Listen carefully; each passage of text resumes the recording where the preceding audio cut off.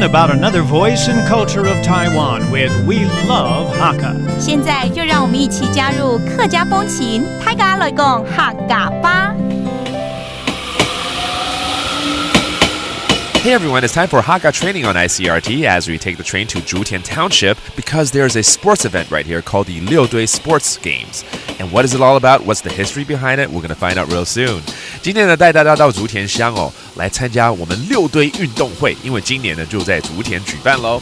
那它的历史是怎么样子？还有呢，六堆运动会里面有什么样的运动项目呢？待会儿请 Leo 一并来介绍吧。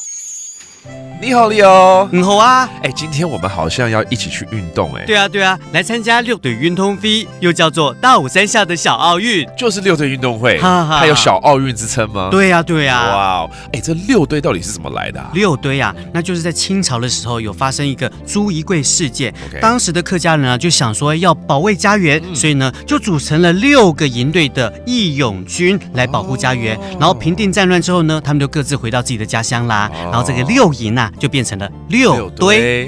了解。那这个运动会呢，也是当时在清朝就开始了吗？没有啦，没有那么早啦，是在1948年的时候，在竹田国小举办的第1届的六堆运动大会。1948年，好有历史，而且在竹田就是我们现在的地方是啊，又回到竹田了。哇 ，That's so cool。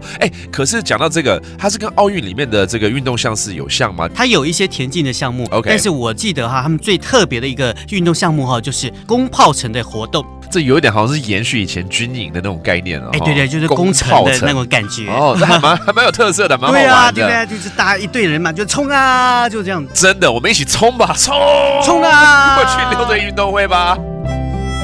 Held in March of every year starting in 1948, the Liudui Sports Games, also known as the Dawu Mountains Little Olympics, is the only Hakka sporting event in Taiwan. This year, the event will be held in Zhutian Township. The predecessors of the Liudui area Hakka people were great athletes, so when a rebellion broke out in the Qing dynasty, they quickly formed an army to protect their country. Today, these games are reminiscent of the defense training that took place during that time. 好 ，Leo， 那我们现在来挑几个这个单字来教大家好吗？做对了。比如说运动会，运动会 ，OK，that is the sports event。那运动会一定要训练嘛，或者以前军营的人也要训练 ，to train for it。训练怎么说？训练。然后这个运动会就是在六堆嘛，超噶六堆。Now you know, and that does it for today's Hakka training on ICRT。什么睇噶？按字say 张来了。客家风情由客家委员会监制。